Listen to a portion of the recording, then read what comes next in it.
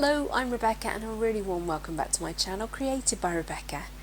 In this week's video we're going to be having a look at one of my Christmas presents, which is the new colour mixing companion by Josie Lewis, and we're going to try a couple of exercises from it.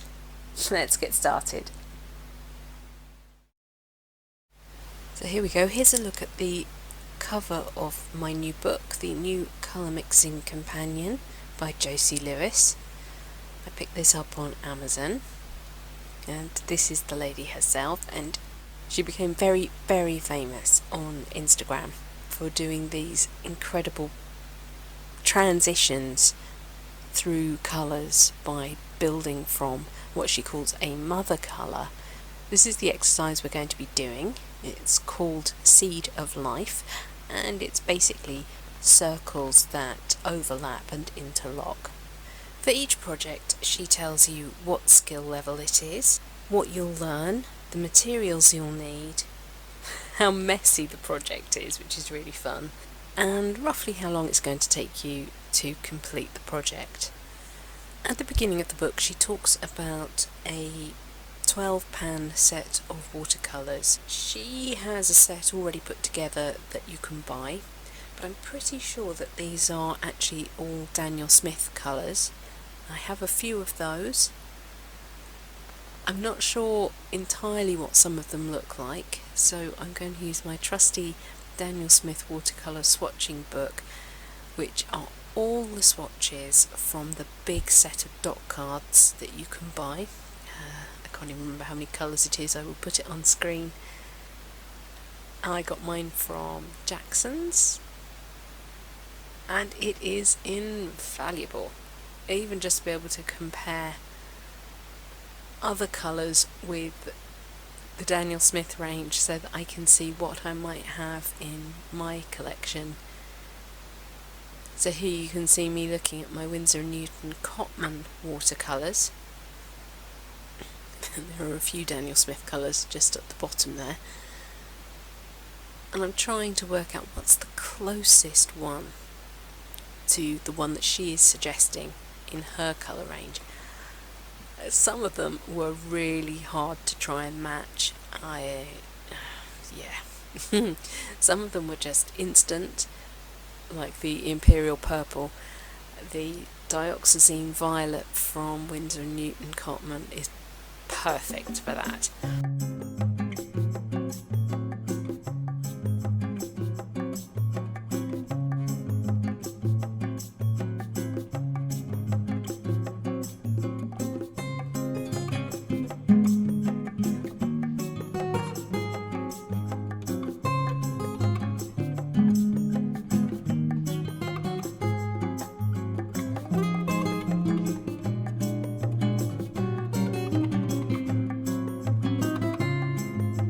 So I've gone through all my colours, and I am now just sort of swatching them out just to try and see whether they are definitely going to be the right colours. Colour swatches fade. So if you're doing like I am and just trying to make up the colour palette from what I have in my own stash, it's really well worth going through all the colours and just making sure.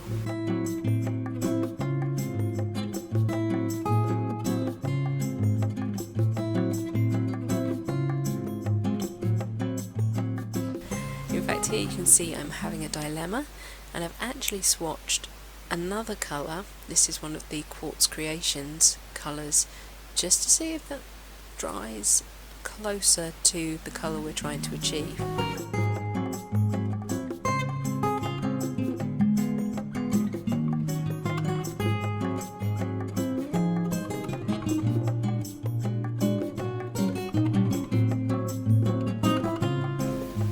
Naphthamide Maroon I do not have in my palette. I just don't. I don't have anything that looks like it.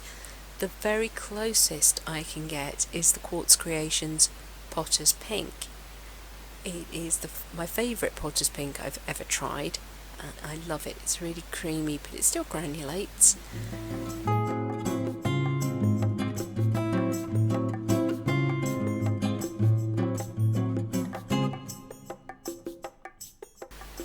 now I'm just going through again. Now everything's dried, I'm making a note of all the colours I chose.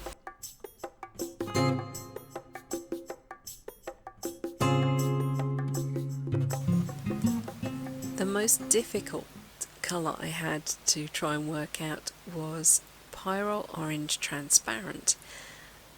I got confused when I was first picking up my alternative colours, and I was just looking at Pyrrole Orange. Pyrrole Orange Transparent is actually quite a different colour, and I had to have another go at that. So I'm just trying out 2 swatches and finally adding the Potter's Pink. I'm going to use some Daler-Rowney Langton watercolour paper. This is £140 weight and is cold pressed. These are my art college compasses, which are adjustable, and I'm going to use those to mark out the circles. I need to make sure that I can get 2 circles widthwise across my sheet, because it's 1 circle in the middle and then 2 overlapping it. Each circle then has a slight size adjustment just down, so that you get 3-4 millimetre gap of white in between each of the circles. My first colour in is Lemon Yellow Hue, a Winsor & Newton Cotman colour. I did that first because I wanted to make sure my water was absolutely clean, because yellow contaminates so easily.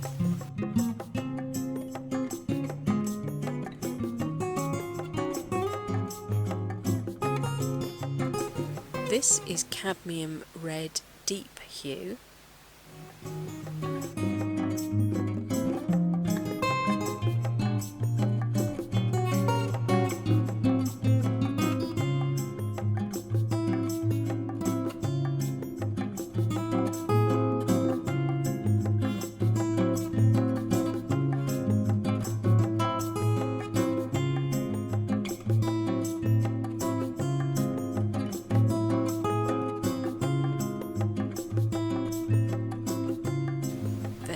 Phthalo Green. So these wedge shapes are the true colours coming straight out of the pans or tubes. There's no mixing.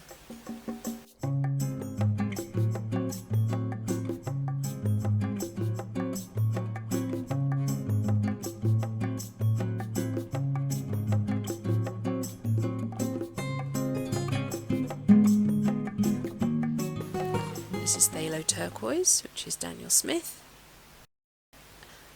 And you'll see me just sort of dabbing around here. What I'm doing is actually touching some clean water all over these wedge shapes, just to make the colour move around a little bit, and it's almost like a fake granulation. This is Daniel Smith in Danthrine Blue. It looks quite a deep colour, but actually when it dries back it goes very subtle.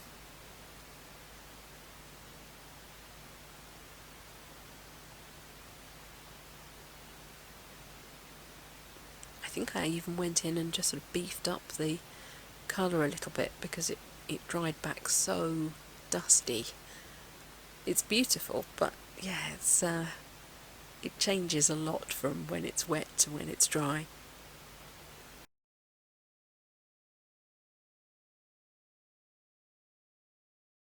Again, just dabbing in the water.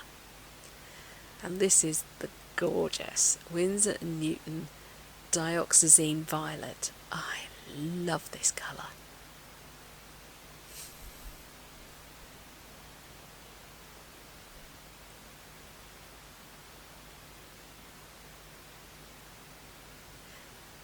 You can see how the clean water has really made the colours move, particularly on the Endanthrine Blue and the Phthalo Turquoise.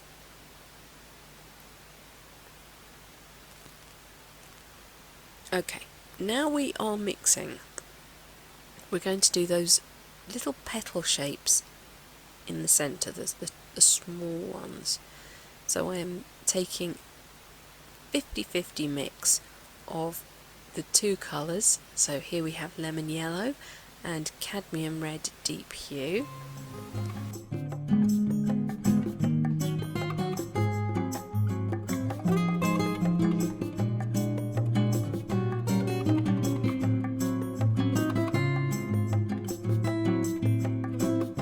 Here we have lemon yellow with phthalo green.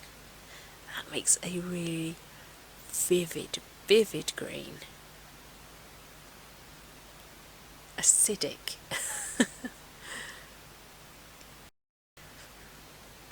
Phthalo green and phthalo turquoise make a really beautiful colour.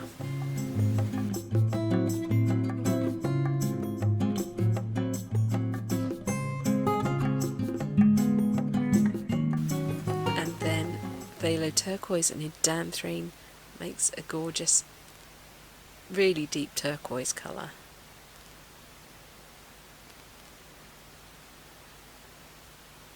I'm not adding any extra water into these. I don't want these ones to sort of granulate or move around at all. Now I'm mixing indanthrene and dioxazine violet, and I'm putting it in the wrong space. I make several mistakes in this colour chart. Doesn't matter, it's just a colour chart, it's just playing around with mixing. In the very centre, it's a mixture of basically all the colours that I have used, and so you end up with this kind of slightly sludgy greyish colour. I think I might have added a little bit more red to it because it was very blue, so it becomes a bit more purpley in my final piece, but yeah, that's what that is. And notice that I completely forgot to do one of the fine petals. I don't know what was going on with me there. The book is lovely, and clearly she wants you to play and experiment and mix and just enjoy the process without getting too hung up on the details. But she does kind of leave you a bit high and dry in places, and I couldn't really work out what she was trying to do in each section of her diagram. So I just kind of made it up when I did this bit. I've done lemon yellow, and then on the edges I've dabbled in some of the cadmium red deep hue and phthalo green, and just tried to keep a bit in the middle that is still the lemon yellow, and just let the colours sort of blend and blur around a bit. Here's another mistake I make. This is the cadmium red deep hue all over.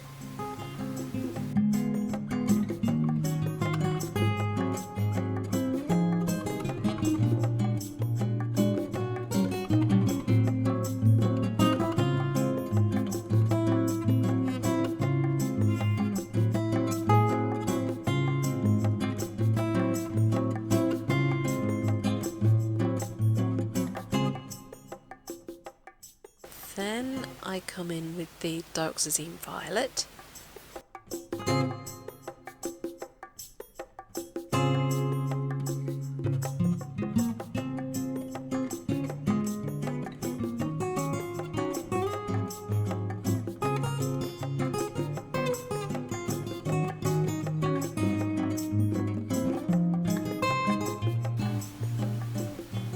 And then I completely forget to add any yellow in.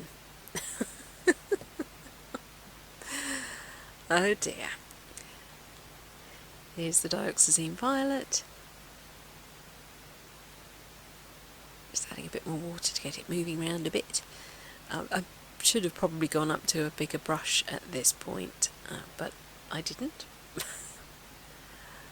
I was having fun with this brush, so I just carried on.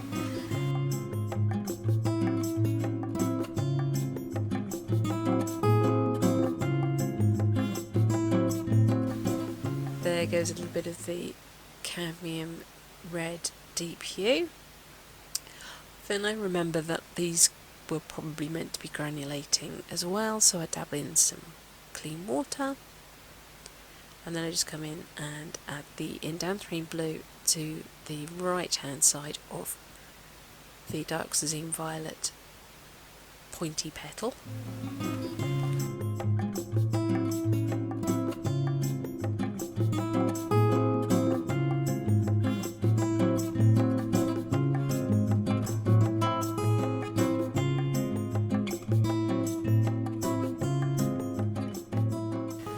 Here's the indanthrene blue pointy petal.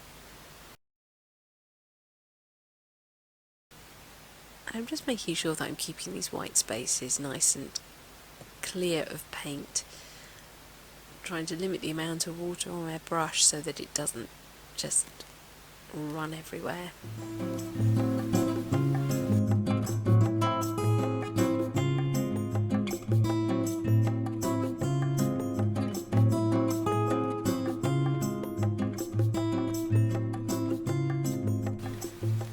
Touching in the dioxazine violet, then the phthalo turquoise,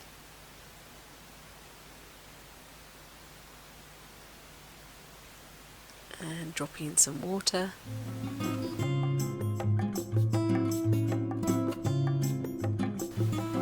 Here's the phthalo turquoise. I do love this colour.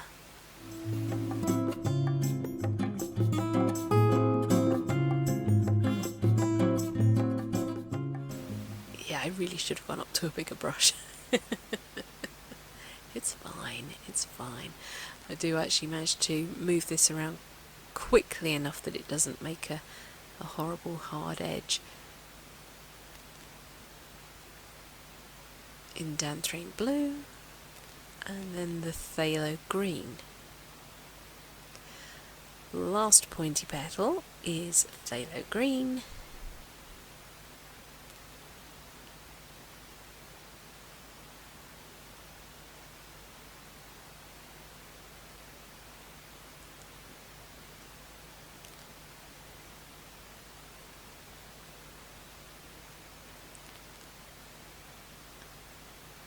Phthalo turquoise.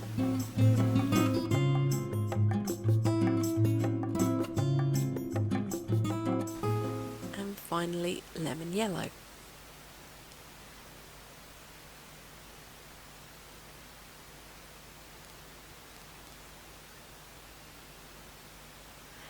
Now I go in and add the indanthrene blue and dioxazine violet to the missing pointy petal,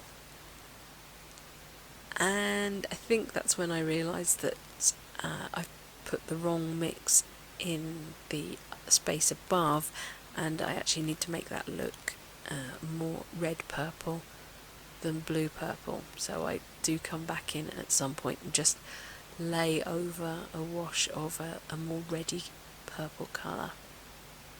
Now I really wasn't sure what I was meant to be doing in these outer curvy petals, so I took the colour that I had mixed for the narrow pointy petals. For example, here it's the indanthrene blue and the dioxazine violet mixed together 50-50, and then I added a lot more water to make a sort of washy version.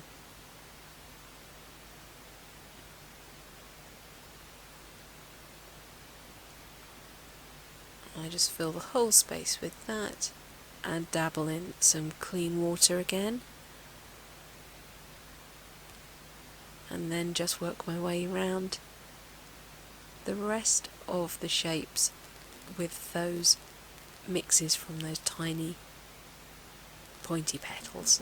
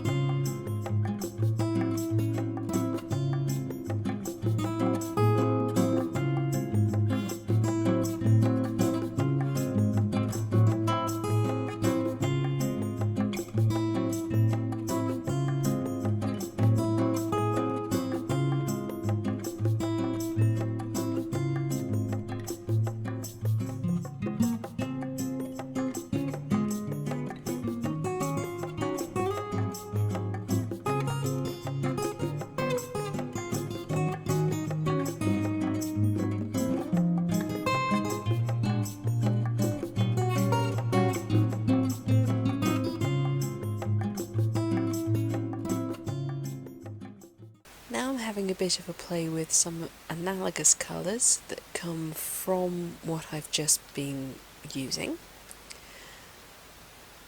I've got the indanthrene blue, cerulean blue, phthalo turquoise and the dioxazine violet. I'm doing quite an intense, nearly mass tone for each stem and the top leaf, and then as I move down adding more leaves to each of the stems, I am lightening, but I am also mixing the colours slightly. So as we get to the bottom, we get some quite blended colours.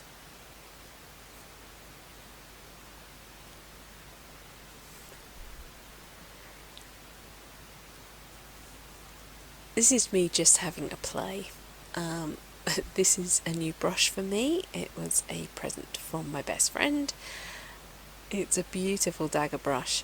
It came in a set of 3, and this is the largest one, and it takes a little bit of practice. As you can see, I was not lifting off the paper quickly enough and coming back up onto the point, so the trailing edge of the brush was sort of doing its own thing and not going in the direction I intended it to.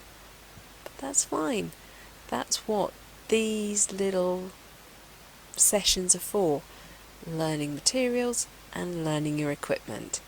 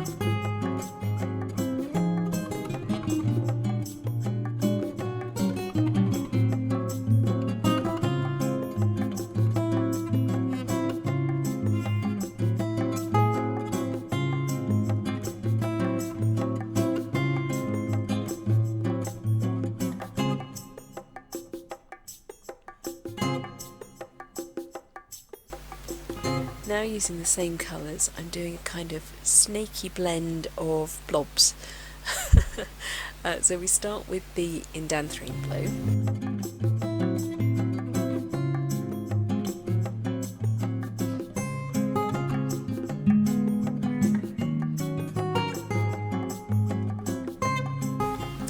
And I add a tiny bit of cerulean to it.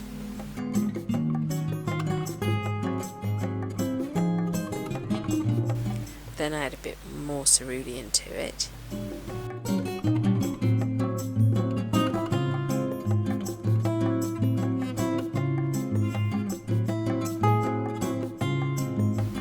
And a bit more.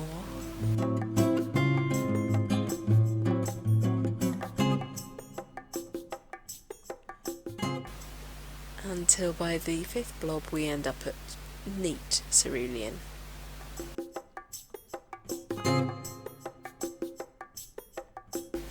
Then I begin adding the dioxazine violet.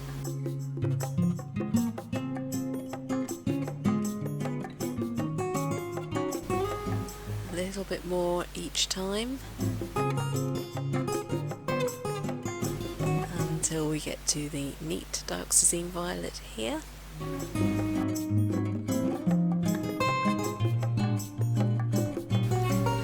Then I begin adding phthalo turquoise.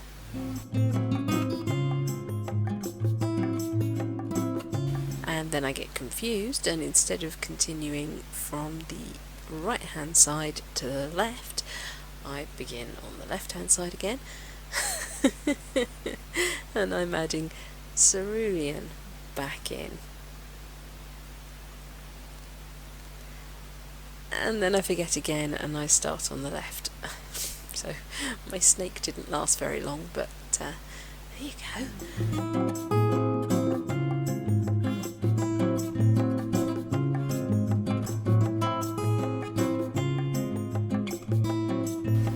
I'm starting to add in Danthrine blue.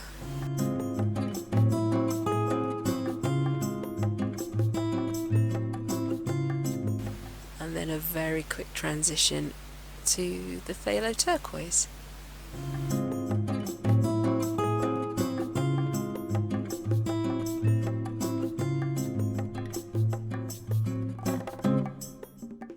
Then right at the end I decide to add some clean water to the circles which are the sort of the true colours straight from the pans or from the tubes, and I'm just adding those dabs of water, letting them sink in a little bit and then lifting them with a dry paper towel.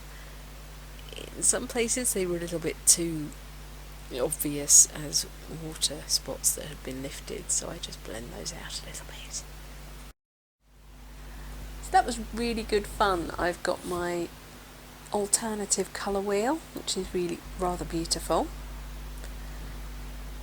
Creating texture in the watercolour, mixing colours within panels, allowing them to blend together.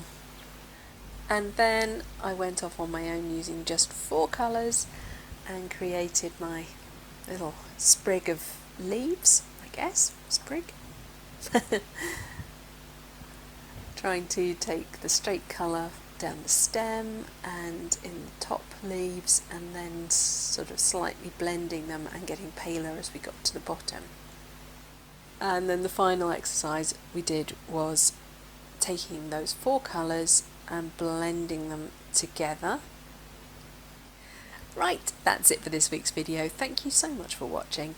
Please remember to like, share and subscribe to me here on YouTube. And until next time, bye.